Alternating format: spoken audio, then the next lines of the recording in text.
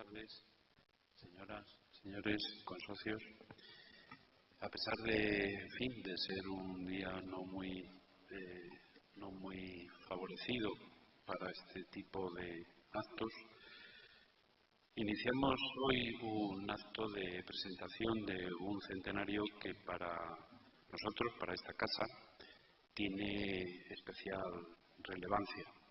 Hay otros centenarios, o están transcurriendo otros centenarios en el año en el que estamos, pero de todos ellos posiblemente sea el más relevante para la vida interna del Ateneo, el centenario de don José Echegaray y Eizaguirre. Un hombre que nació en 1832 y murió en el 1916, por lo tanto estamos hoy todavía no exactamente, pero estamos en el año del centenario y queremos anticipar los actos que se celebrarán en esta institución para honrar la memoria de este hombre a partir del próximo septiembre. Pero queríamos hacer un acto de presentación y de prólogo a las actividades de rememoración del centenario, entre otras cosas para llamar la atención sobre el interés que en el Ateneo tiene su figura. Desde luego es una figura inmensa, con una cantidad de facetas muy destacada y con las características de lo que el Ateneo cultivó en el siglo XIX y principios del siglo XX, es decir, un intelectual integral que al mismo tiempo es un gran profesional y que al mismo tiempo ejerció labores políticas muy destacadas, fue ministro 4 veces en distintos gobiernos y al mismo tiempo ejerció la docencia para muchas generaciones o varias generaciones de profesionales de la profesión que eligió desde el principio como directriz de su vida, la de ingeniero de canales, caminos y puertos. Y efectivamente fue un hombre que tuvo muchas aficiones y entre una de ellas, extraordinaria, la de su beta literaria, su creación, su imaginación literaria que le llevó a tener el reconocimiento internacional en el 1904 con la recepción del Premio Nobel de Literatura. Fue el primer Premio Nobel español y por lo tanto es un gran honor para una figura así el haber iniciado en España el reconocimiento internacional en distintos campos, pero él abrió el camino que luego 2 años después prosiguió la figura de Santiago Ramón y Cajal y después vendrían otros premios Nobel. Pero efectivamente en esta casa la figura de don José Echegaray Eizaguirre es una figura enormemente importante y con un gran contenido, por varias razones que aquí se explicarán en las palabras que van a transcurrir a continuación, pero esencialmente porque fue un hombre de su tiempo, con las inquietudes y las necesidades de comunicación de su época y también con la visión de un intelectual que se preocupó enormemente por difundir y desarrollar la ciencia y por llevar el saber a todos los campos posibles, una de las razones de ser de esta institución. Y también por la idea de que el saber está lleno de responsabilidades para la sociedad que ha creado o ha transmitido ese saber y desde luego también por la necesidad de gestionar o desarrollar en la sociedad los distintos ámbitos de saber. Y esa es una de las razones por las cuales él se implicó en política y tuvo responsabilidades ministeriales varias veces. Curiosamente, un hombre con tales aficiones y con tales, digamos, inquietudes, pues ha trascendido al lugar común de la sociedad española como una figura de un billete de época que todos recordamos, porque claro, lógicamente también tuvo esas responsabilidades económicas, pero aquí se trata precisamente hoy de traer otras muchas y otras mucho más importantes vertientes de su figura, de su inmensa figura. Y, en fin, con estas palabras y con este prólogo, pues ya doy paso a otras intervenciones que les abrirán las distintas perspectivas de esta figura en esta institución y la memoria que conservamos de él 100 años después. Muy bien, muchas gracias Alejandro Díez Torre, representante de la sección de Historia de esta docta casa, que viene realizando una excelsa labor en el ámbito de los reconocimientos a quienes han sido ilustres ateneístas.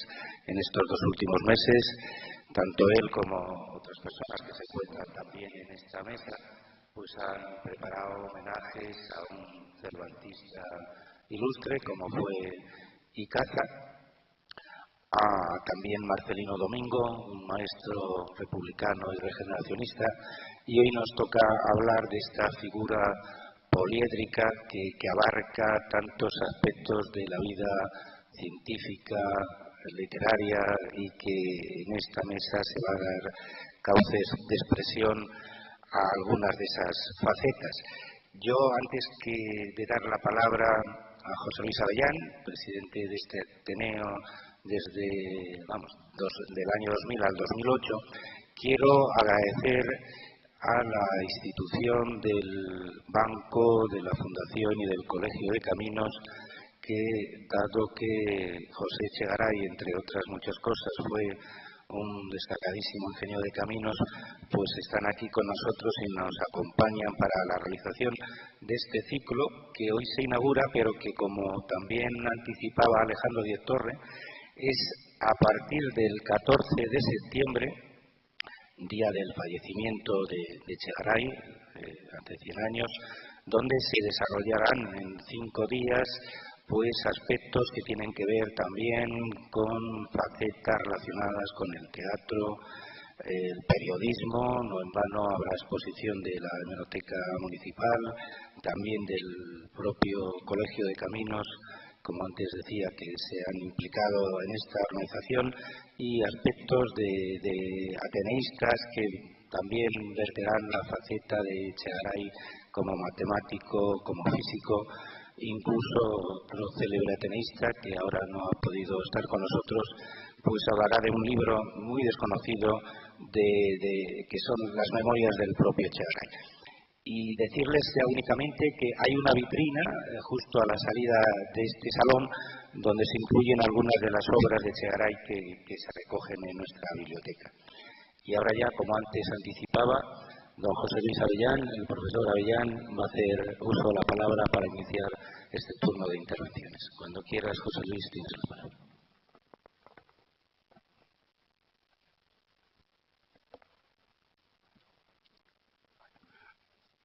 Buenas tardes. Mis primeras palabras quieren ser de agradecimiento a todos ustedes para acompañarnos en el homenaje a uno de nuestros presidentes más ilustres, don José Echegaray e Izaguirre, fue presidente solamente un año en el Ateneo, pero ese año marcó un momento decisivo en la evolución de nuestra casa. Por lo tanto, nos sentimos muy orgullosos de poder celebrar este homenaje con las ilustres personalidades que se encuentran en esta mesa. Y yo estoy aquí por una razón meramente protocolaria. He sido presidente del Ateneo también. Y para mí uno de los orgullos más grandes de esa presidencia es haber estado en el mismo lugar que estuvo José Echegaray. Eso ha enriquecido mi personalidad, me ha dado nuevos impulsos para continuar trabajando en una labor en favor de las humanidades sin olvidarme tampoco de las ciencias.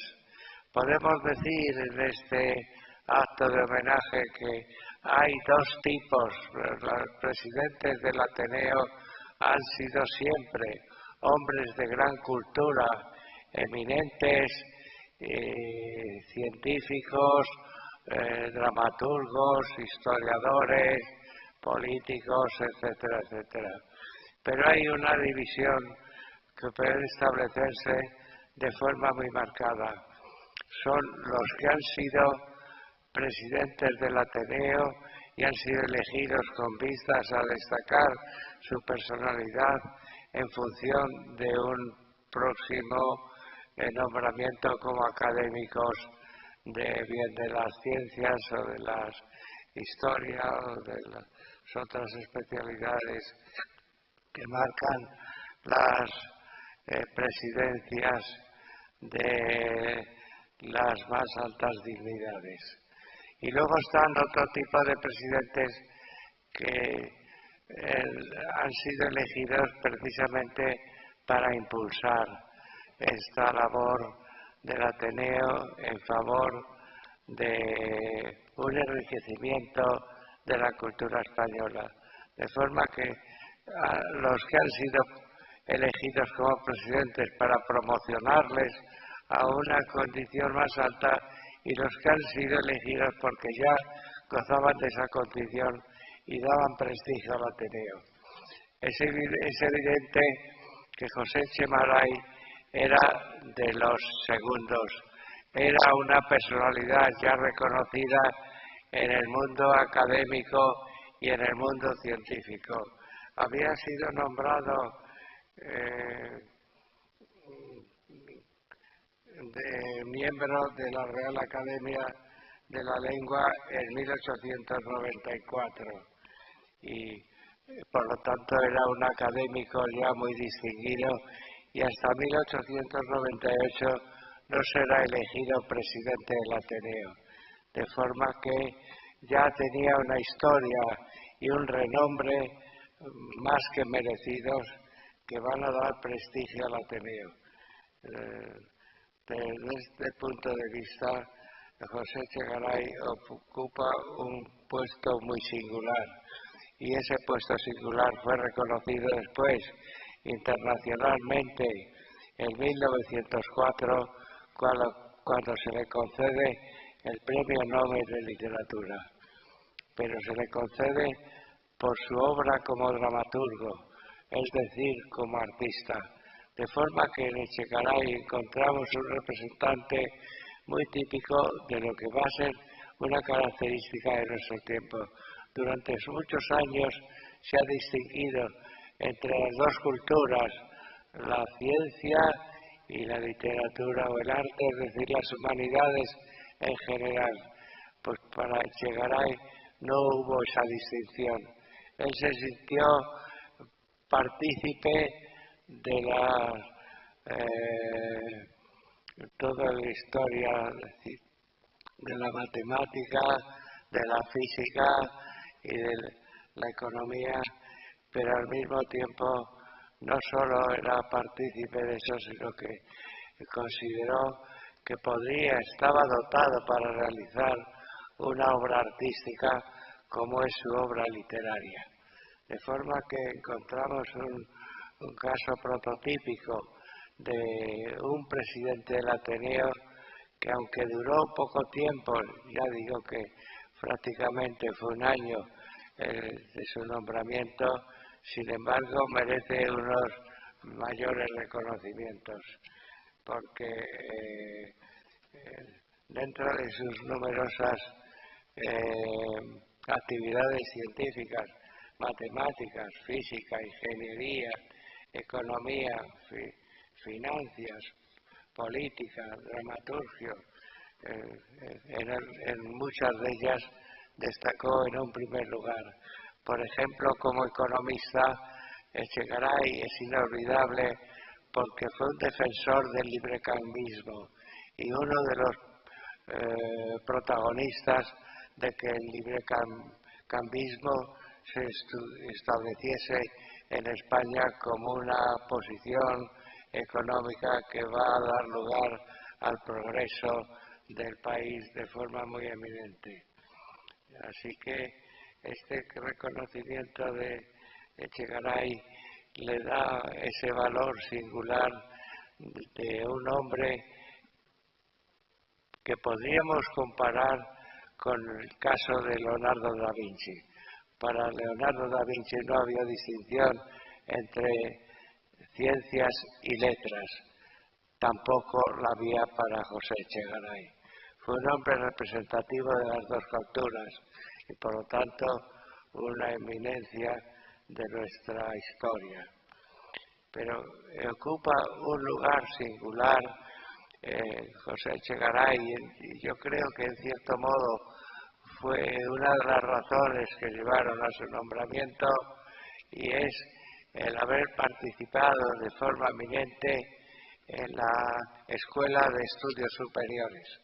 La Escuela de Estudios Superiores se había fundado en 1896 y Echegaray entra como presidente en 1898 para dar impulso precisamente como científico ya reconocido en todo el ámbito nacional, para dar reconocimiento a esa sección del Ateneo que llamamos el Ateneo científico, artístico y literario, sí, pero también científico. Y científico porque en ese momento eran ya miembros del Ateneo Ramón y Cajal, que intervino muy fecundamente en la Escuela de Estudios Superiores, y José Echegaray con José Rodríguez Carracido, otro eminente científico también de nuestra historia, que actuó de forma extraordinariamente generosa y activa en las actividades del Ateneo. De forma que todas estas cosas nos hacen reconocer en Echegaray una de las personalidades de ese mundo científico. Hemos padecido momentos en que parecía que la literatura y el arte eran las peculiaridades singulares de nuestra cultura. Gracias a hombres como Echegaray, como Ramón y Cajal, como Rodríguez Carracido, como Ignacio Bolívar, como Gustavo Pitaluga, como Menéndez Pelayo, podemos decir que nuestra historia científica también merece un lugar muy alto en nuestra consideración. Por lo tanto, aquí estamos para reconocer ese hecho en agradecimiento al legado que nos ha dejado José Echegaray. Y ese es el motivo por el que yo empecé mis palabras agradeciéndoos a todos vosotros vuestra presencia aquí, porque significa que todos vosotros, con los que estamos en esta mesa, también reconocemos el alto valor ateneísta de José Echegaray. Muchas gracias.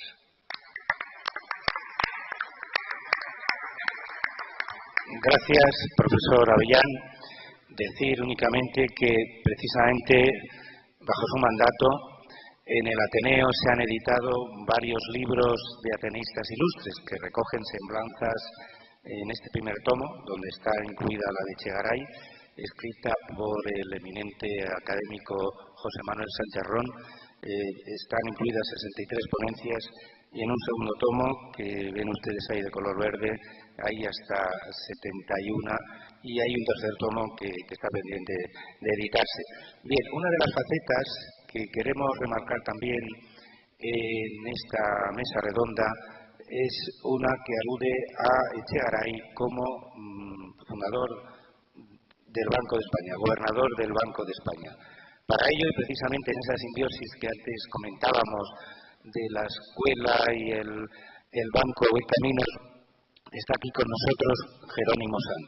Jerónimo Sanz, que ya en otra época, precisamente en la presidencia de Txeka Goitia, sí que fue ateneísta. Y ahora, obviamente, le vamos a pedir que vuelva a su casa para que así podamos, en breve tiempo, pues hasta conmemorar ese bicentenario al cual ya solo nos separan 4 escasos años y será recibido con los brazos abiertos.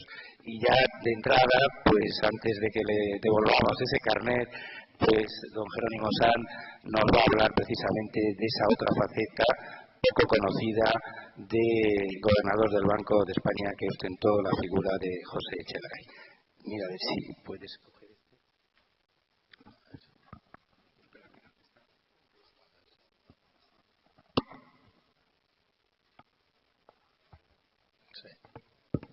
Bueno, buenas tardes a todos y muchísimas gracias al Ateneo y a su presidente por acordarse de los ingenieros de caminos, en que fue la carrera primigenia y la vocación primigenia de don José Echegaray y del que todos los ingenieros de caminos nos sentimos pues muy orgullosos.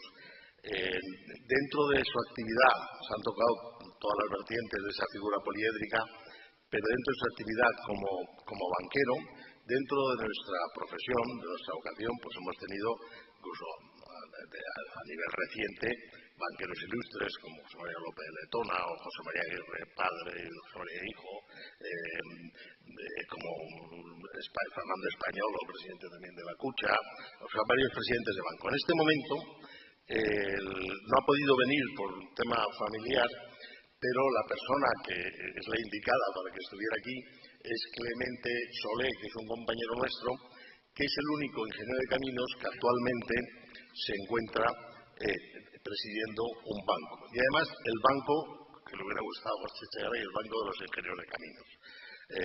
Clemente Solé empezó en el año 77, siendo director financiero del colegio, creó una caja cooperativa para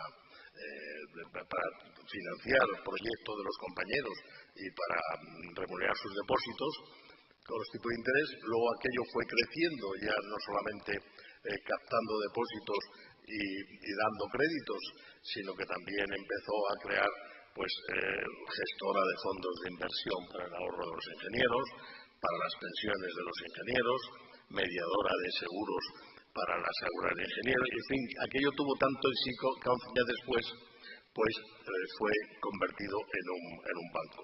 Y por eso actualmente el único ingeniero de caminos presidente de un banco es Clemente Solé, que me pide, ya que no puede venir y sintiéndolo y transmitiendo el agradecimiento al Ateneo por haberse acordado de nosotros, que lea unas palabras que él ha querido decir para esta ocasión de apertura del centenario de José Echegaray.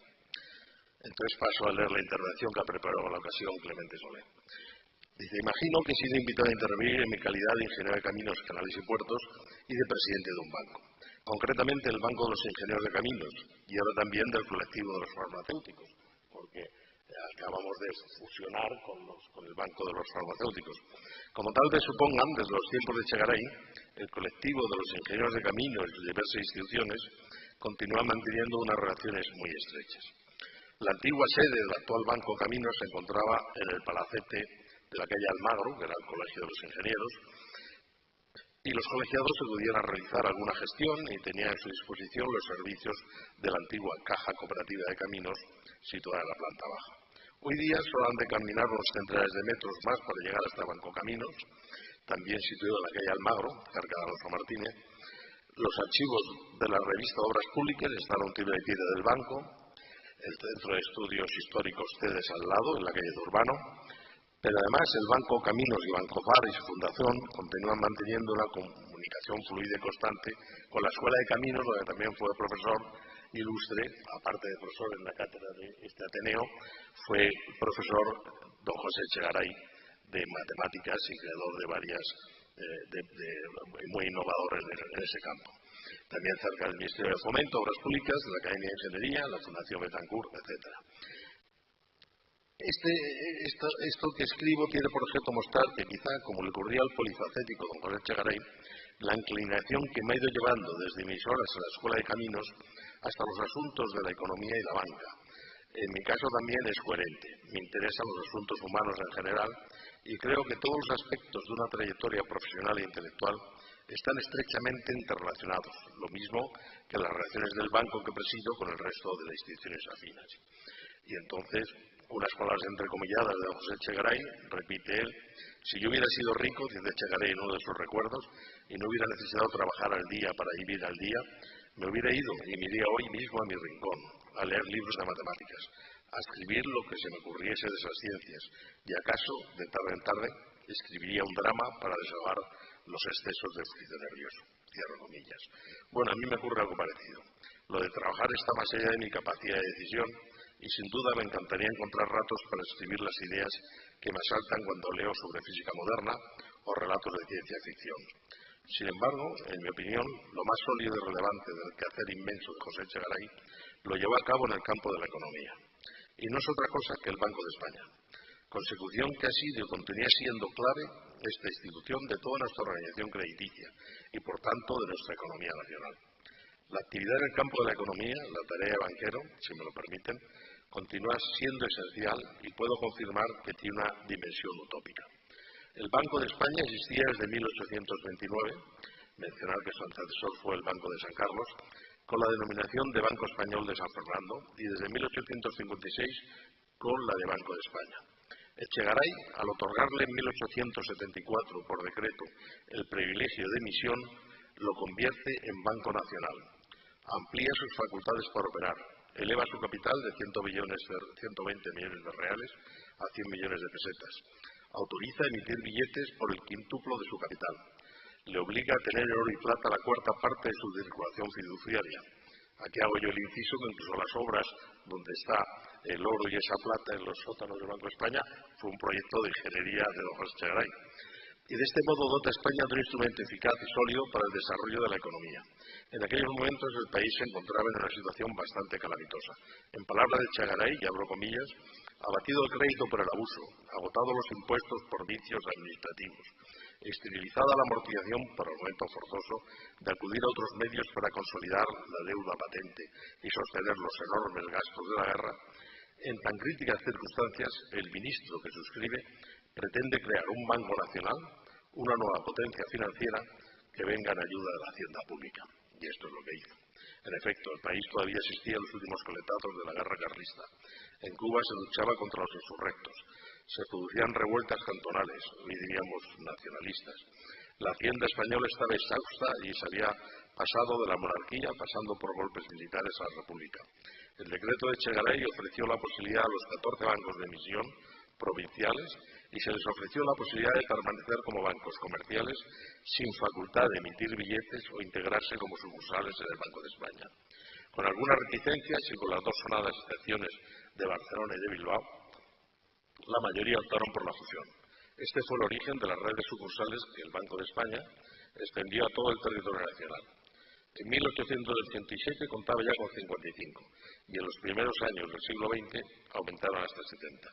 Así, con la creación de esta institución fue posible ofrecer crédito al gobierno y satisfacer la demanda creciente de los privados que iniciaban la industrialización y modernización de España, con ferrocarriles, etcétera, obras hidráulicas. También contribuyó a disminuir la circulación en metálico. Sorprende los paralelismos de la situación que describo con la situación que hemos padecido en estos últimos años.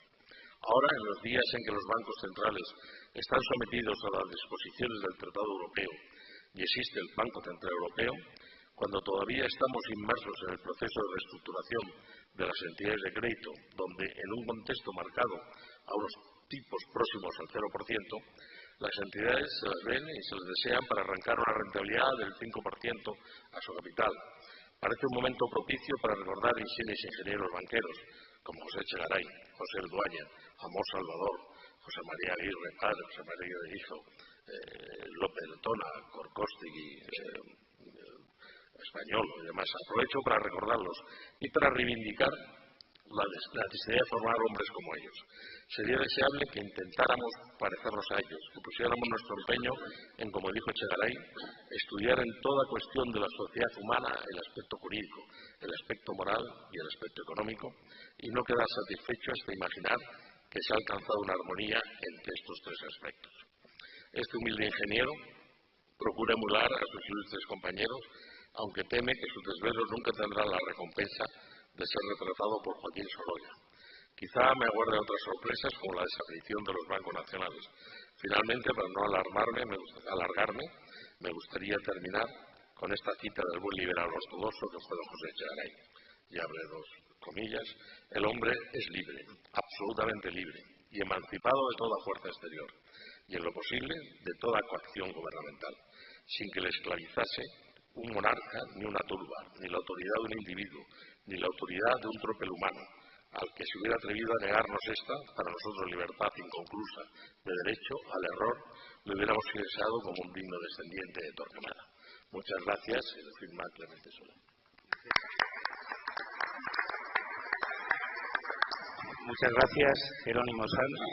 No cabe duda que ilustres ingenieros de caminos han estado presentes en esta institución. Además de Echegaray, pues habría que recordar, antes hablaba de Amós Salvador, que fue vicepresidente de esta institución, así como Torres Quevedo, que justamente también este año se conmemora su centenario, y figuras como Fajardo o Torroja y otros excelsos ingenieros de caminos.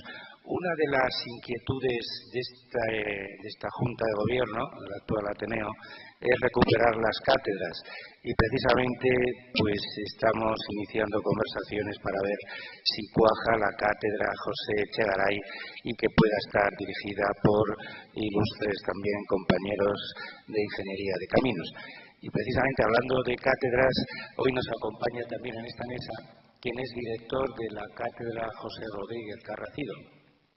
Antes hablaba el profesor Avellán de Cajal, de Echegaray y de Carracido, pues coincidieron como los claros representantes de la ciencia de finales del XIX en esta docta institución. Y les hablaba precisamente de Javier Puerto, que ya, además de dirigir esa cátedra, pues ha impartido en el Ateneo pues casi un centenar de conferencias en sus ya más de 40 años como socio de esta casa. Y además, antes les enseñaba el libro de Atenistas Ilustre. Este otro es una revista, la última revista que se editó de la revista El Ateneo, conmemorando el 175 aniversario de la creación del Ateneo Científico, Literario y Artístico, y ahí precisamente el profesor Puerto nos escribía sobre la figura que hoy conmemoramos en su centenario, José Echegaray. Así que cuando quieras, Javier, una vez más, bienvenido a esta casa.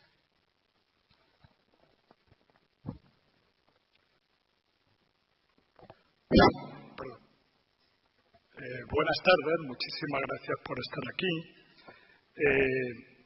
Como les ha dicho Daniel, pues yo soy catedrático y aparte soy académico, entonces me van a permitir que aquí hable como ateneísta. Entonces, que les explique más bien mi relación personal con la figura de Echegaray. Es decir, yo estoy hoy aquí por amistad personal con Daniel Pacheco y con muchos de las personas que están en esta mesa, y por amistad moral con Echegaray. Es decir, Echegaray me cae bien, es una persona que me cae bien, pero probablemente voy a hablar mal de él y de su obra. A mí me interesa muchísimo la literatura. No solo me interesa, incluso me atreví a escribir una novela, ¿no? Una novela con buena crítica y poco éxito de público, como es habitual. Y me interesa una anécdota que se cuenta sobre un escritor que a su vez también era ingeniero de caminos, que es Juan Benet, que es escritor que a mí no me resulta especialmente cercano. Ya saben que él descubre a Faulkner y entonces escribe como Faulkner, y ahora que no los oímos muy poquitos, diré que es terriblemente aburrido, ¿no? Es una cosa espantosa. Pero se contaba de Benet, y yo me lo aplico a mí muchas veces, y a muchos que estamos en tierra de nadie, que cuando estaba entre novelistas dicen, bueno, como novelista es malo, pero como ingeniero es un portento, es una cosa impresionante. Y cuando estaba entre ingenieros decían, bueno, como ingeniero no vale para mucho, pero es un novelista fastuoso.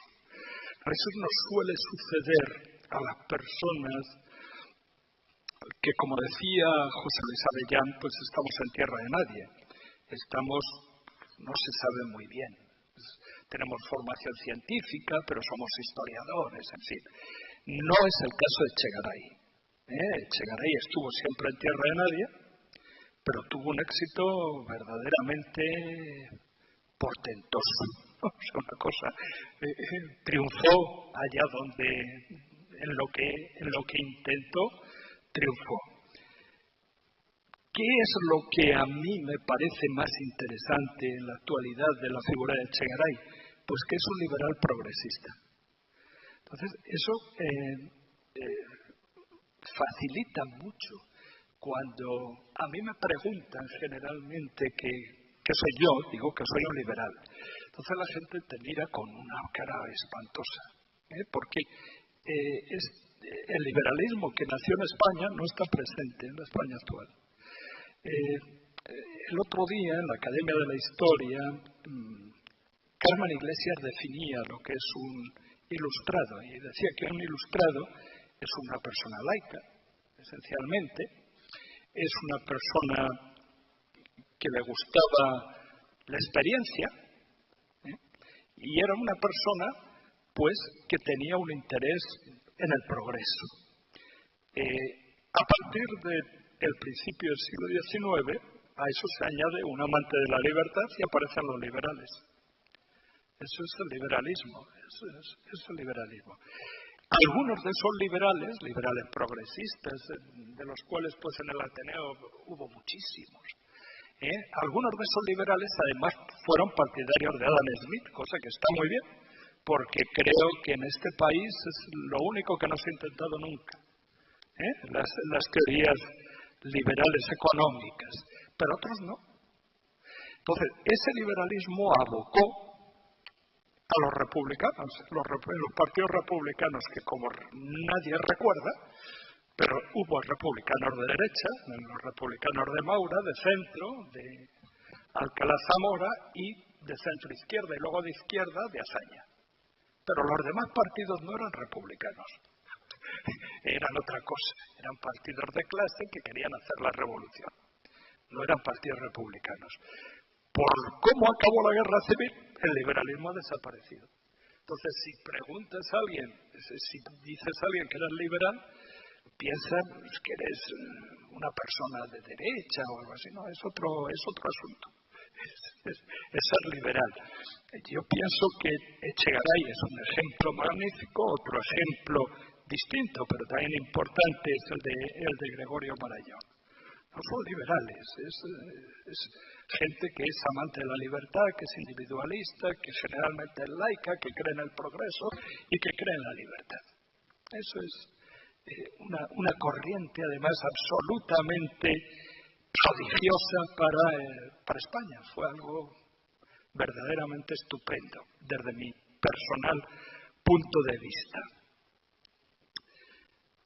Si vemos hoy, en la actualidad, la figura de Echegaray y la vemos sin beatería, nos acercamos a ella, conociéndola, pues hay cosas que verdaderamente no son sorprendentes, cuando menos, ¿no? Parece ser que fue un hombre tremendamente inteligente. En lo que más destacó, desde el punto de vista más profundo, fue en la matemática, y fue en la matemática y en buena parte de la matemática que desarrolló precisamente en el Ateneo, en la Escuela de Estudios Superiores. Pero además simplemente fue un hombre de éxito. Yo tuve la suerte de ir a un colegio donde me educaron en las dos culturas y en literatura profundamente. Y desde pequeño pues tuve que soportar a Echegaray. Yo no creo que haya nadie sensato, no sé, acabo de decir una barbaridad, pero no resiste en absoluto la literatura de Echegaray para nada. No me resistía cuando tenía 16 años y no resiste cuando tengo unos cuantos más. Es imposible de leer, es una cosa insoportable. ¿Quiere esto decir que fue muy mal recibida? Todo lo contrario. Tuvo un éxito impresionante. Solo le criticaron los modernistas, entre ellos otro ateneísta de esta casa que se llamaba Inclán. Pero hay un ripio que corría por la calle, ¿no? Que para mí sigue teniendo mucho que decir. Dice, en Bombay dicen que hay plaga de peste bubónica. Hoy estrena Echegaray y Clarín hace la crónica. Mejor estar en Bombay. Pues absolutamente de acuerdo. Vamos, es asombroso, es muy bueno, magnífico que le dieran el Premio Nobel de Literatura, pero ustedes recuerden que Benito Pérez Galdós, que Pío Baroja no lo tuvo. Y recuerden que Churchill sí lo tuvo. Entonces, es tan asombroso como que lo tuviese Echegaray. Bueno, seguramente le dieron el Premio Nobel pues por otras razones, ¿no? A mí me molesta mucho criticar a nuestros premios Nobel, pero el caso de Echegaray es superior a mis fuerzas en cuanto a la literatura, igual que es superior a mis fuerzas la literatura que pergeñó José Rodríguez Carracido, que me parece que es un insulto a la literatura, o la que pergeñó Casimiro Gómez Ortega en el siglo XVIII. Es decir, una cosa es literatura y otra cosa es lo que hacen estas gentes, a lo mejor con muy buena intención.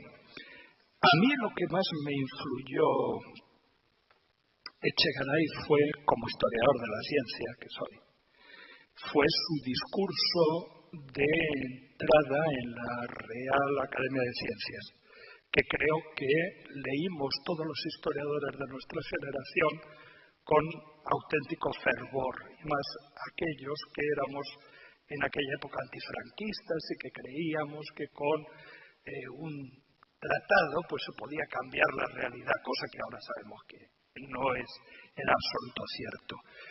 Pues el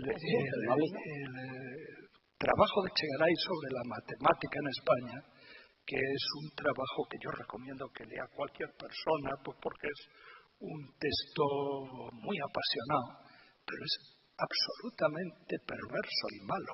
O sea, y parece que no debía decir yo estas cosas cuando se inicia un homenaje. Pues Echegaray sigue la polémica de la ciencia española. Es decir, lo que había hecho Masson de Morvilliers con respecto a España lo repite Echegaray. Masson de Morvilliers, como persona, es un francés que escribió la Enciclopédie Méthodique, que escribió pues con un sentido progresista de la vida, ilustrado, etc. Decía que la ciencia en España no se había desarrollado debido fundamentalmente a la Inquisición. Y más o menos, Echegaray viene a decir prácticamente lo mismo. No había habido matemática previa en España y la culpa era de la Iglesia. El problema es que no conocía la historia. Y el problema es que eso a una generación de historiadores pues nos ha resultado costoso renunciar a una idea que es muy sugerente, pero que históricamente es falsa. ¿Por qué? Pues porque afortunadamente en estos últimos 30 años se puede decir que la historia de la ciencia española ya está escrita y evidentemente claro que hubo conocimientos de matemáticas en España. Felipe II creó una academia de matemáticas en Madrid. En la Casa de Contratación de Indias se escribieron los mejores tratados de navegación con fundamento matemático, etc. Bueno, el problema pues es que no estaba desarrollada y todavía La historia de la ciencia no está bien introducida en los manuales de historia general. El otro problema de la Inquisición, pues en parte tenía razón y en parte no. Estaba leyendo yo hace muy poco, me ha caído una carta de Sor Juana Inés de la Cruz en las manos. Y en esta carta de Sor Juana Inés de la Cruz, que teóricamente dirige a una mujer, pero en realidad dirige al obispo, una carta que está ahora en las librerías y que yo recomiendo a todo el mundo, pero sobre todo a las señoras, la monja patalea porque no la dejan estudiar. Y lanza una serie de argumentos, etcétera. Y uno de los argumentos que lanza dice: yo nunca he escrito de nada relacionado con la Iglesia porque no quiero tener tratos con la Inquisición. Es decir, el problema inquisitorial pues creó impedimentos en el avance científico, pero no fueron los fundamentales. Porque, entre otras cosas, ya otros historiadores de la ciencia también, y además, evidentemente, no con un sesgo político de ninguna clase, sino absolutamente historiadores, y más bien de izquierdas, han demostrado pues, que la Inquisición no tuvo gran influencia en la mayoría de los textos científicos. Si quieren ustedes buscar una cuestión del retraso de la ciencia objetivo que hubo en nuestro país, pues hay que buscarlo en otras cuestiones. Seguramente las cuestiones relacionadas con cómo se accedía a la nobleza, cómo se accedía a la preeminencia social en España.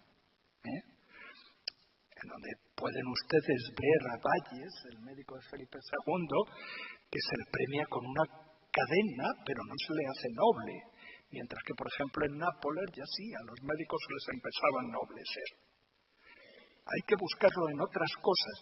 Lo que sucede es que el estereotipo que establece Echegaray pues es muy útil para nosotros.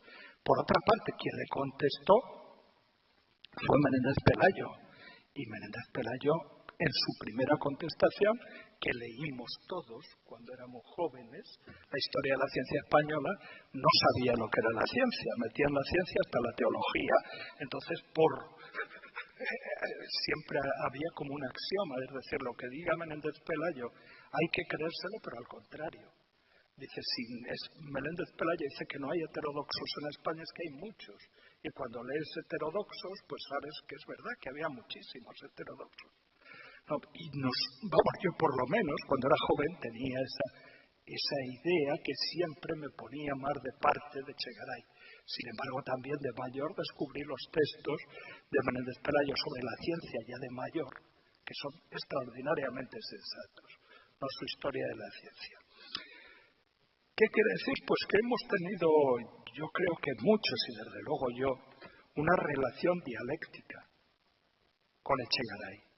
Por una parte, de muchísima admiración, por otra parte, a mí personalmente me ha obligado a pensar mucho, me ha obligado a estudiar mucho, para luego decir pues, que no estaba de acuerdo con lo que él decía, pero, y fundamentalmente es un personaje, primero, que inició, junto con Rodríguez Carracido, junto con Cajal, lo que llaman, que a mí también me pone muy nervioso, la edad de plata de la cultura española, que no es de plata, sino en el mejor de los casos de bronce, porque dejan fuera a la Ilustración, que fue una época muy importante, pero inició ese revuelo, digamos, tanto en la ciencia como en la cultura. Y fundamentalmente, vuelvo a repetir, por su posición político-vital,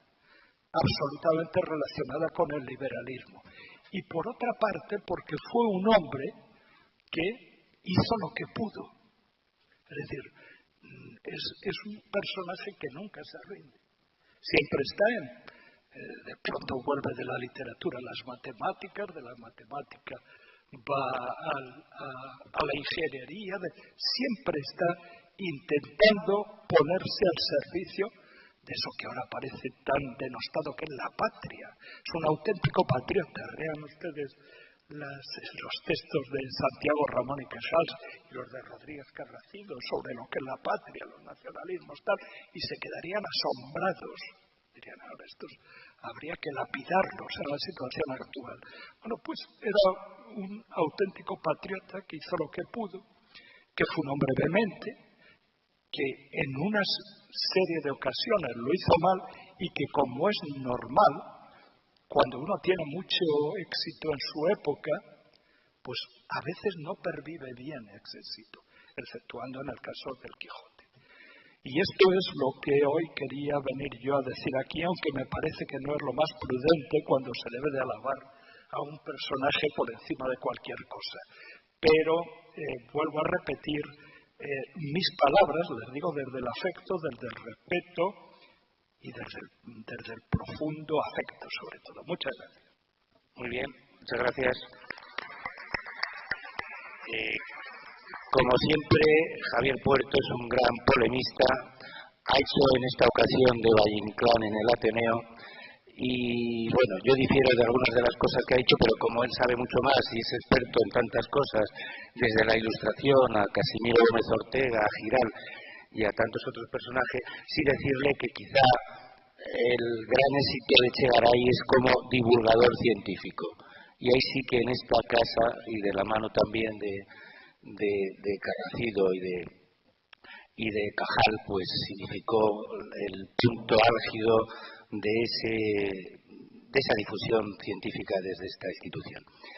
Y ahora vamos a cambiar de tercio y dar la palabra a otras de las personalidades de esta institución que siempre está presente en todos cuantos actos organizamos, porque también abarca muchos temas. Eduardo Huertas Vázquez, además de profesor de Filosofía del Derecho de la Complutense y de la UNED, es crítico de teatro y precisamente esta tarde va a referirnos a la faceta de Echegaray como dramaturgo, él que ha sido miembro de la Junta de Gobierno del Instituto Internacional de Teatro de la UNESCO y vocal del Consejo Nacional de Teatro del Ministerio de Cultura. Eduardo, cuando quieras, tienes la palabra. Buenas tardes, señoras y señores. Yo voy a hacer unas someras reflexiones sobre Echegaray dramaturgo. Efectivamente, como han dicho todos los que me han precedido, Echegaray fue ingeniero de caminos, fue un gran matemático en la realidad y también quiso serlo en el teatro.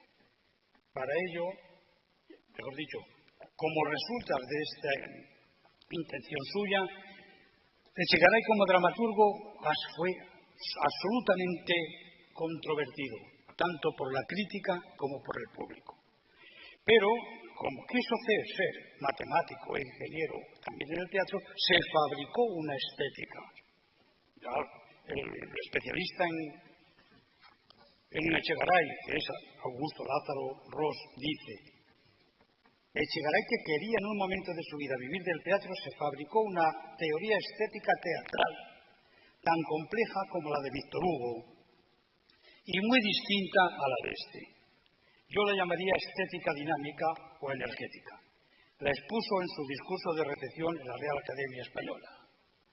La obra teatral debe despertar la emoción estética, sirviéndose de un vocablo muy propio de un científico. Echegaray habla de energía estética y, expresándose en términos que parecen de un filósofo pragmatista, afirma que la crítica de una obra teatral debe hacerse partiendo de teorías estéticas comprobadas experimentalmente.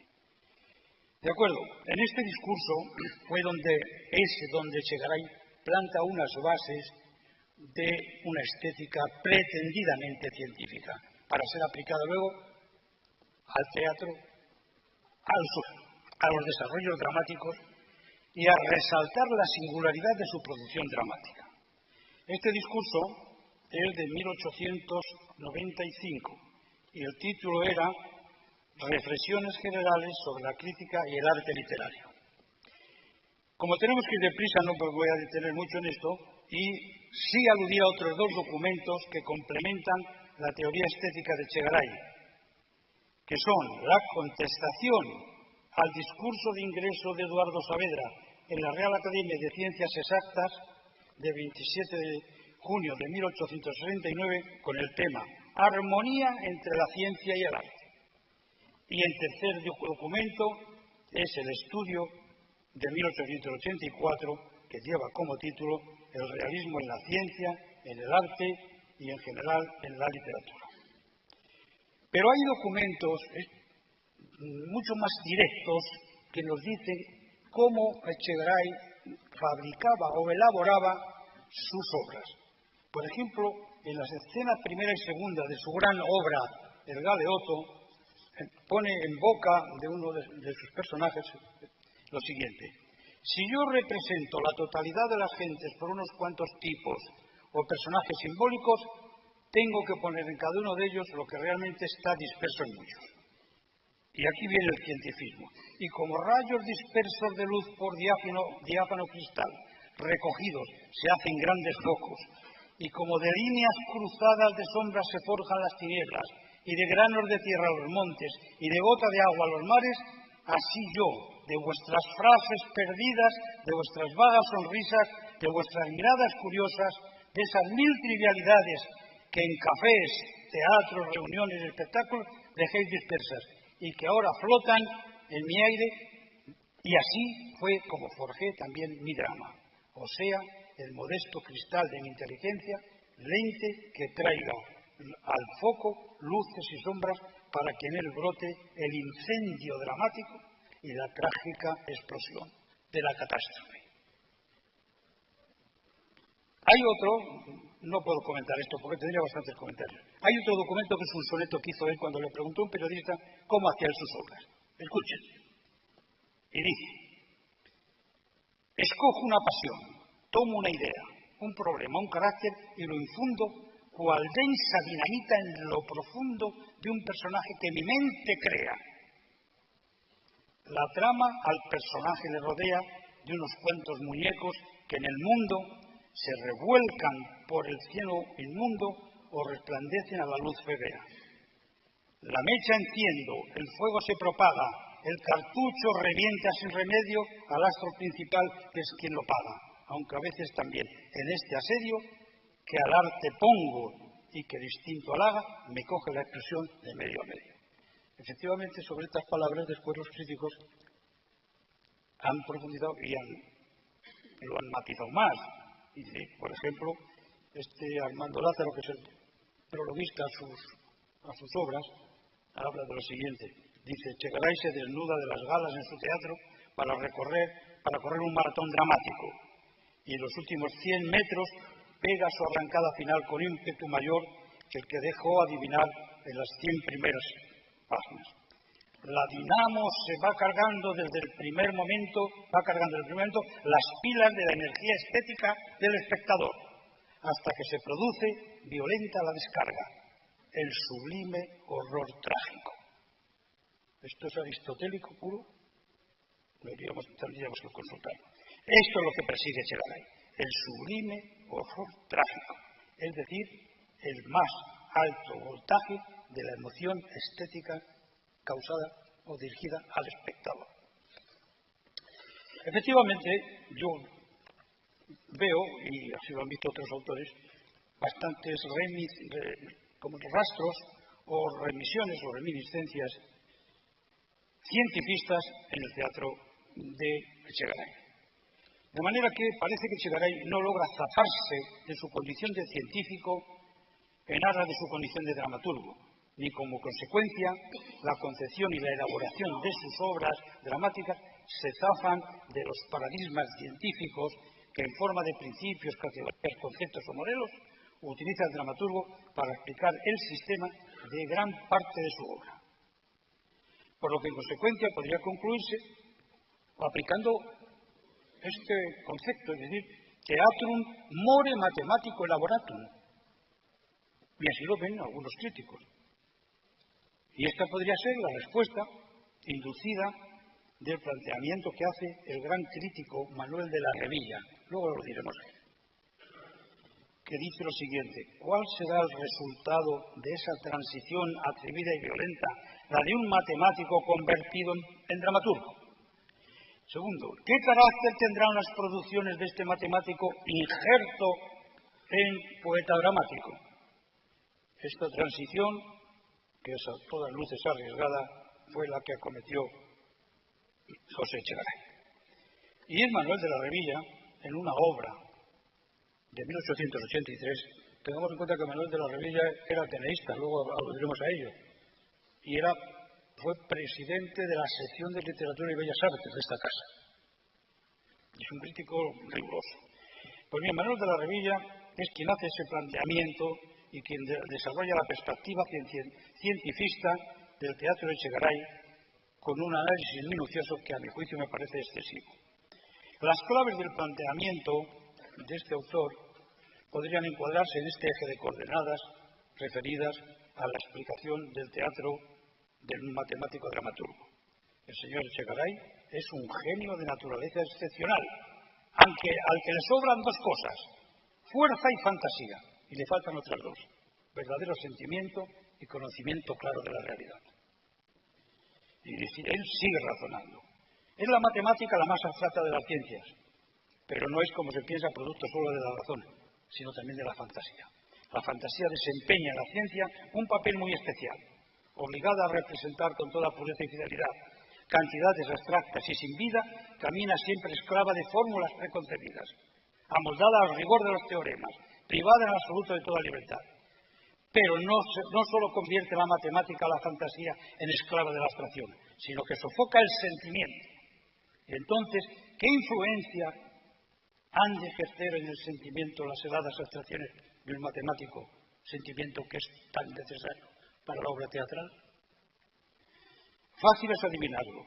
Ese hombre, Echegaray, no acertará a reproducir en la escena ni la verdad ni la pasión. Para él, alejado del mundo y sumido en abstracciones, será en eterno misterio los afectos y las pasiones, y la vida será enigma impenetrable. Ha de ser, por tanto, quien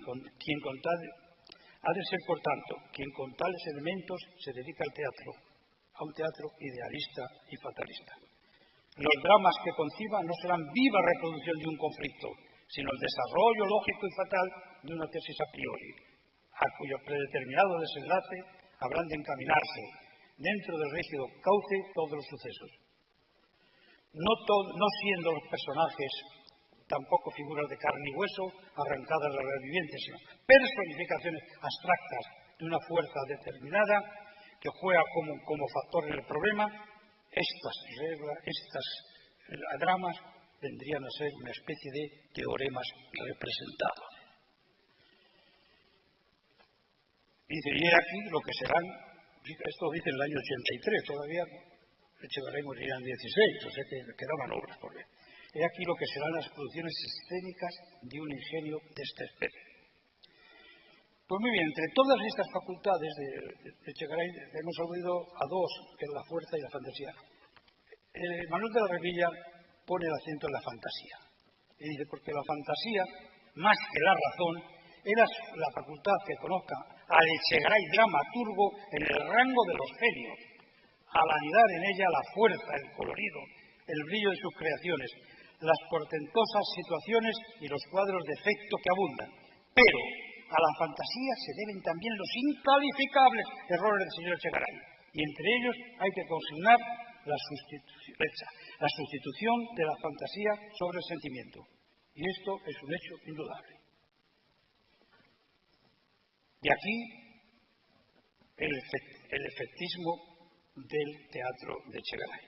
Cuando la fantasía y la razón no van acompañadas del sentimiento, de la experiencia y del sentido de lo real, fácilmente incurren en vicio semejante, que es el que, efectivamente, si los dramas de Echegaray deslumbran a la imaginación, excitan los nervios, pero el corazón lo dejan frío. Ese es el vicio fundamental. Faltando la experiencia y el conocimiento de la realidad, que no puede tener el austero sabio, que solo conoce el mundo desde el retiro de su gabinete, el resultado es la concepción de un teorema dramático, traducido por la fantasía en una serie de efectos pictóricos, que es a lo que se reduce el análisis de la obra de Echegaray. Podríamos comentar muchas cosas de estas, pero no lo vamos a comentar. Simplemente a mí me parece un poco rigurosa pero fría y densa el boceto que hace Manuel de la Revilla de Echegaray. Y yo no conozco un retrato tan fijo, tan exacto como este, a pesar de que sea demasiado riguroso. Por lo tanto, Manuel de la Revilla viene a decir y viene a disculparse diciendo que ese boceto que él hace de Echegaray dramaturgo, dice, a causa de la complejidad psicológica del retratado que es Echegaray, considero obligado a declarar que este boceto es una prolija y fastidiosa disección anatómica de una inteligencia, pero de una inteligencia privilegiada, la de uno de esos genios excepcionales que aun en sus errores son gloria y orgullo de la humanidad, como es el caso de Echegaray. Como él ha adelantado, aparte de este boceto, que a mí me parece excesivo, reducir el teatro de Echegaray a teoremas representados, a teoremas dramáticos, como hace Manuel de la Revilla, es excesivo. Pero no solamente me parece a mí.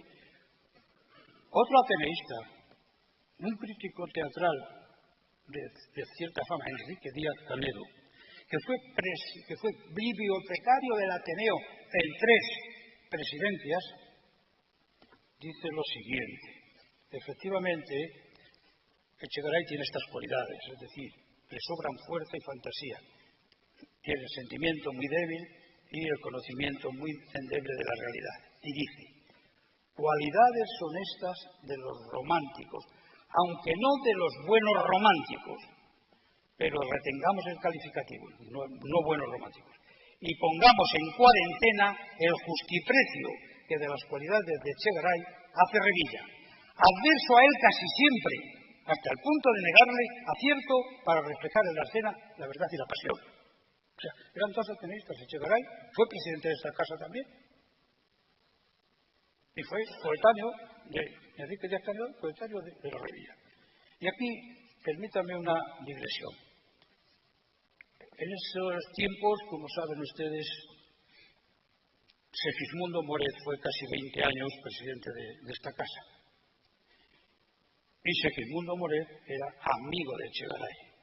Ahí tienen en la vitrina una carta de Echegaray a Moret. No solamente era amigo, sino también era compañero comprometido en ciertas instituciones culturales, políticas, etc. Una de ellas fue el Ateneo. Echegaray fue también durante un año presidente de esta casa y Moret durante 20 años. Pero también se comprometieron en la institución libre de enseñanza. Moret fue rector de la institución y Echegaray fue uno de los primeros accionistas de la institución. Pues bien, para que vean ustedes, una versión distinta del teatro de Echegaray la da Moret en el discurso del Ateneo, en el Ateneo de 1905, con ocasión del homenaje ofrecido por esta casa a don José Echegaray por la adjudicación del Premio Nobel. Dice lo siguiente: así es que en sus dramas hay de todo. Revilla solo le concedía dos facultades, la fuerza y la fantasía. Y dice, en el teatro de Revilla hay de todo. Su teatro evoca todos los sentimientos, contrario al de Revilla. Despierta todas las energías, hace vibrar todas las cuerdas del corazón. Y eso, según las impresiones del momento, variaba a cada paso, intercalando naturalezas distintas del asunto, etcétera, etcétera. Pero no por eso le falta unidad a la labor dramática de Echegaray. Dice, su unidad nace y se funda en la manera de concebir el arte dramático y de realizar en cada una de sus creaciones que envía Echegaray al teatro. O sea, yo creo que no se logró zafar del constructivismo de la mente de un matemático cuando hacía teatro, y por eso hay tantas reminiscencias. Y entonces, claro, esto choca mucho con Revilla, choca mucho con lo que dijo Díaz Canedo, pero Díaz Canedo dijo, es que Revilla es adverso a Echegaray. Sin embargo, Moret era al revés. Lo que yo dudo, Moret, que era catedrático de instituciones económicas o de Hacienda, no sé quién le haría este discurso en la parte que se refiere al teatro. No sé quién le dio este discurso al presidente del Ateneo, Segismundo Morel. De todas maneras, Morel sí que le conocía muy bien a Echegaray, dice lo siguiente: la ciencia y la dramática habían de ser sus dos solas devociones, el culto a la verdad y el culto a la belleza. Su obra científica pudiera a veces tomarse por el canto de un poema. Y dice esta conclusión: después de estudiar la obra científica de Echegaray, no la obra teatral, dice: sin duda, al bosquejarla habréis percibido al gran artista que haya en la ciencia riquísima fuente de inspiración poética. Ahora, al hablar de su obra dramática, percibiréis al pensador que lleva a la literatura las leyes del universo, o sea, de la ciencia. Como he dicho, Echegaray fue un hombre absolutamente controvertido. Y fue controvertido pues no solamente por la prensa, por la crítica. Los ternos de Echegaray hicieron historia, desde los grandes pateos hasta los grandes delirios. Y los críticos ya vemos cómo se bambolean de un lado a otro. Y críticos incluso modernos, como por ejemplo, yo de las últimas biografías que conozco de Echegaray es la de un crítico historiador, Julio Matías, y dice lo siguiente, acentuando un poco los factores técnicos del constructivismo dramático de Echegaray, o sea, de un matemático metido a dramaturgo. Dice: José Echegaray, quizá por su formación eminentemente científica y matemática, es un autor en el que la técnica predomina casi siempre sobre el arte. Sus obras se salvan por la construcción perfecta de sus escenas, en las que nada falta ni nada sobra, y en las que todo está tan medido y tan dirigido a provocar el efecto en el espectador que éste, por muy distanciado que se haya del problema de la obra, queda prendido en las garras técnicas, en el oficio del autor, causándole lo que se llamaba el sublime horror trágico. Pues bien, el teatro de Echegaray se ha dicho y se dice de todo, desde los más violentos ataques, como he dicho antes, a los más encendidos elogios, y todo ello inmerso en ruidosas polémicas, desde el desprecio más absoluto hasta el reconocimiento o la concesión del premio. Su teatro apasionó y fascinó, y al mismo tiempo irritó e indignó. Se le acusó de falta de calidad artística y literaria, y se admiró su fuerza y su extraordinaria construcción teatral. Teatro espectacular, anacrónico e innovador, romántico y realista, pero glorioso dramaturgo, heredero y continuador de la tradición del gran teatro clásico español.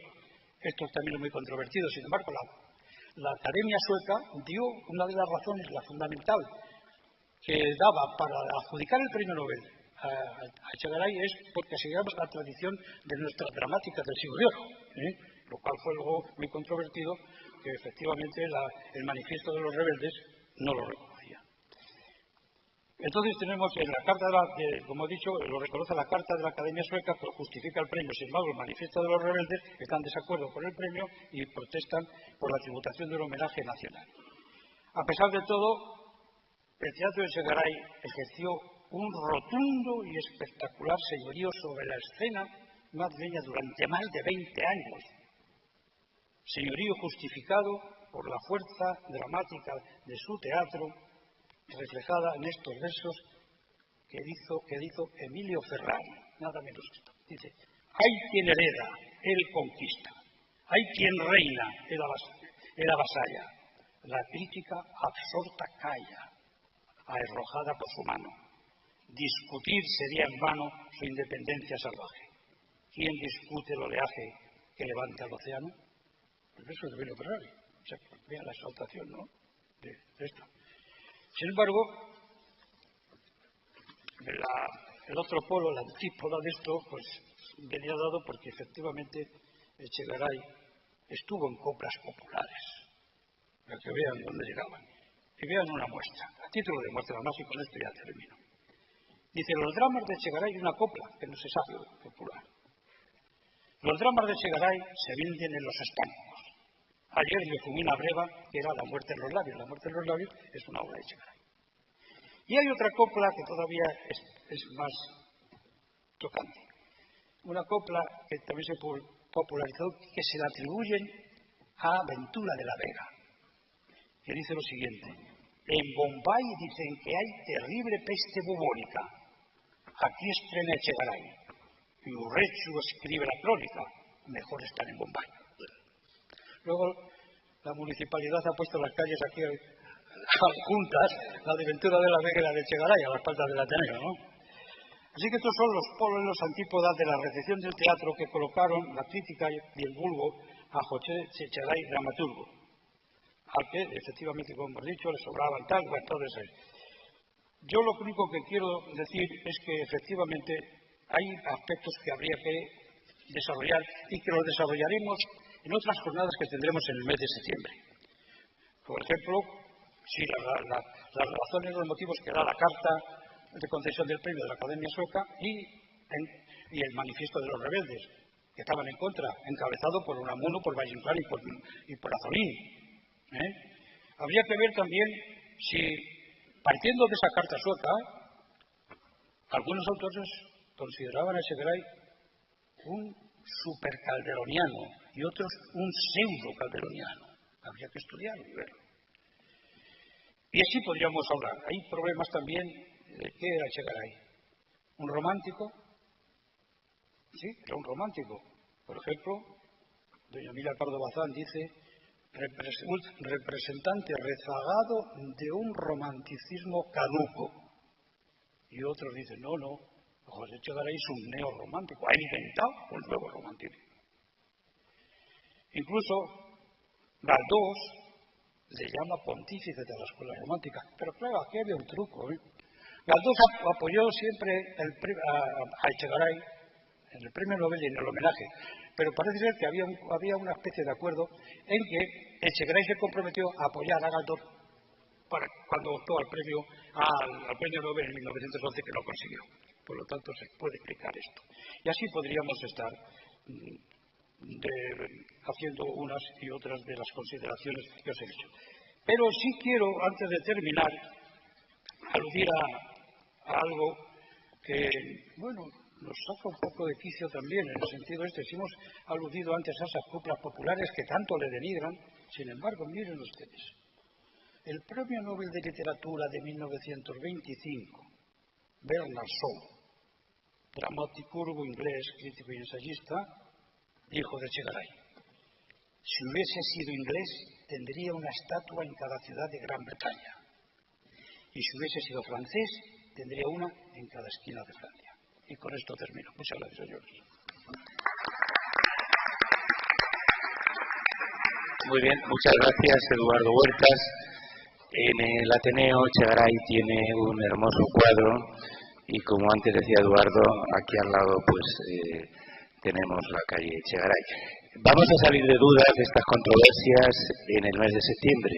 Precisamente el día 14 tendremos otra mesa redonda y en esa segunda quincena de septiembre, además de la exposición que ya se ha anunciado del Colegio de Caminos, está aquí con nosotros Carlos Dorado Fernández, que también hará una exposición de Echegaray como periodista, basándose en documentos de la hemeroteca, y también está con nosotros aquí otro ingeniero de caminos, Fernando Mínguez, que también preparará unos audiovisuales, y otros ateneístas como García Camarero y Pepe Siles, pues también impartirán unas conferencias.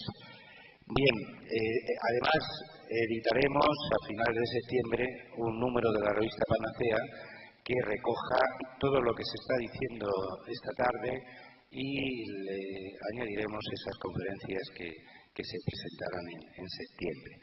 Y ahora, pues para cerrar, tenía que estar con nosotros ni más ni menos que Juan Santanera, ingeniero de caminos, pero una leve afección quirúrgica le impide estar con nosotros, pero como hoy aquí sí que hay amplia representación de los ingenieros de caminos, precisamente el coordinador de este ciclo, Fernando Ibáñez, que también nos acompaña en esta mesa, pues le vamos a ceder la palabra para que ya cierre lo que hoy nos congrega en torno a la inauguración de este centenario, y creo que también tiene algo más que apuntar al margen de lo que aquí se ha dicho en cuanto a la figura de Echegaray. Así que, Fernando, tuya es la palabra para el cierre del teatro. Buenas tardes. Estoy aquí como ateneísta y como ingeniero de caminos. La labor o la faceta esta de ingeniero hasta este momento en la mesa no se ha resaltado pues porque no ha habido lugar. Repasando mis documentos sobre José Echegaray, he encontrado alguno que mereció más mi atención que otros. Y resulta que tengo la sorpresa de encontrarme en esta sala con un compañero que, con motivo de la concesión del centenario, de la concesión del Premio Nobel de Literatura a José Echegaray, la Fundación del Colegio de Ingenieros de Caminos organizó una exposición y el catálogo de esa exposición contenía distintos artículos sobre diferentes facetas, como Echegaray fue un personaje polifacético donde los haya. Y entonces una de las facetas, que es la de ingeniero, que se ha tocado poco hasta este momento aquí, es la que tocaba Fernando Sáenz Ridruejo. Entonces yo le voy a ceder la palabra a mi compañero para que desde su sitio, si quiere, que le dedique unas palabras y que nos exprese su opinión sobre Echegaray como ingeniero de caminos, que lo hará mucho mejor que yo.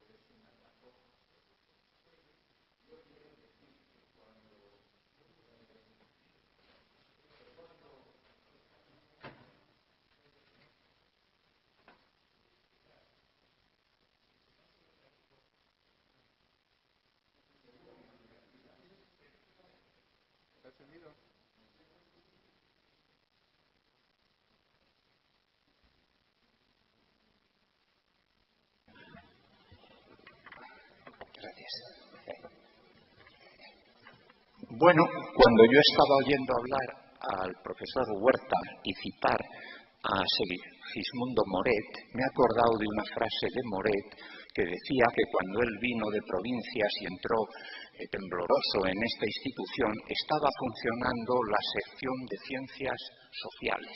Y allí, bajo la presidencia de Emilio Castelar, había dos jovencísimos secretarios, que los dos eran ingenieros de caminos. Uno era José Echegaray y el otro Gabriel Rodríguez. De los ingenieros que se han citado, el único que no se ha citado todavía es Gabriel Rodríguez, que fue maestro de Joaquín Costa y de otros, pero sobre todo de José Echegaray. José Echegaray ya en la senectud decía: cuando yo era joven y entré en política y hablaba en las Cortes, no estaba pendiente de qué diría los representantes de la oposición ni la prensa, estaba pendiente de qué habrá pensado Gabriel Rodríguez de lo que yo he dicho.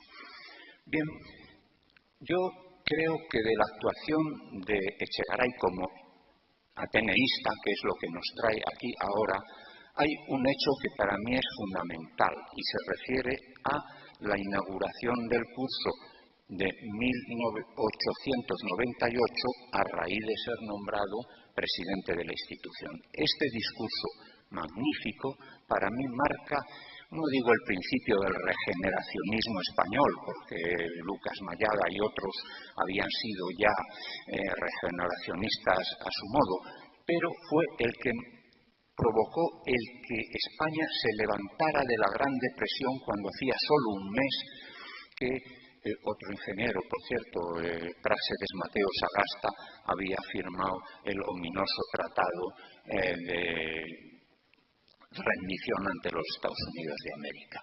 Y decía José Echegaray, decir, que España lo que necesitaba era más trabajo y más industria y más ciencia, porque si nos habían ganado porque nuestros barcos eran de madera y los suyos eran de hierro, lo que teníamos que hacer era imitar a los que nos habían ganado, pero trabajar con la misma seriedad que ellos. Y ahí estuvo la base de todo ese movimiento que fue la acción nacional en que se involucraron tanto Costa como Santiago Alba, etcétera, pero en el fondo el principio del regeneracionismo. Por eso es un poco triste que los jóvenes del 98, que se han considerado como la gente que ante el desastre reaccionaron literariamente, pues tuvieran una actuación en el fondo un poco mezquina respecto al premio Nobel de Echegaray, que sobre la estética literaria de Echegaray se puede opinar cualquier cosa, pero ante un triunfo mundial de esa categoría había que haber tenido más respeto. Yo, puesto que me ha tocado, por no sé qué, sentarme aquí al lado del profesor Puerto, y puesto que ya le han tirado ya le han corregido un poco en la historia esa de lo de Bombay, que no era Urrecha quien hacía la crónica, pues quiero a mi vez también, porque sé que a él le va la marcha, corregirle otra cosa. Quien contestó el discurso de ingreso de José Echegaray en la Academia de Ciencias no fue, por supuesto, Menéndez Pelayo, que tenía 12 o 13 años entonces y estaba por Santander en pantalón corto. Era Lucio del Valle, que fue profesor de la Escuela de Caminos también, que fue director de la escuela y jefe de Echegaray en ese aspecto. Y nada más, porque para...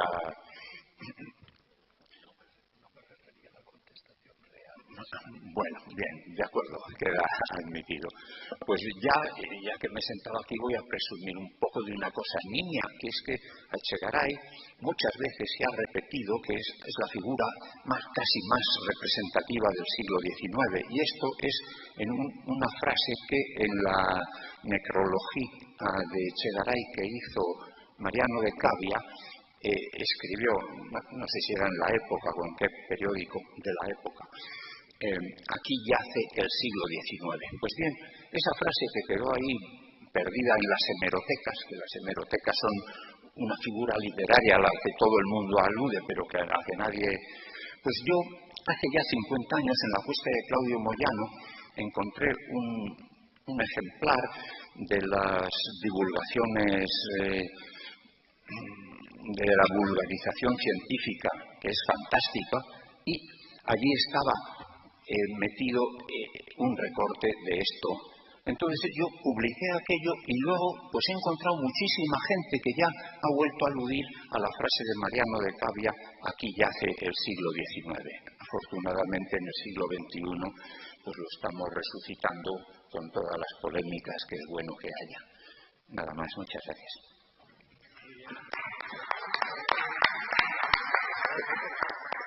Muchas gracias a don Fernando Sáez Ridruejo, que también lleva un ilustre apellido de otro destacadísimo escritor y referente también en una parte de la historia española.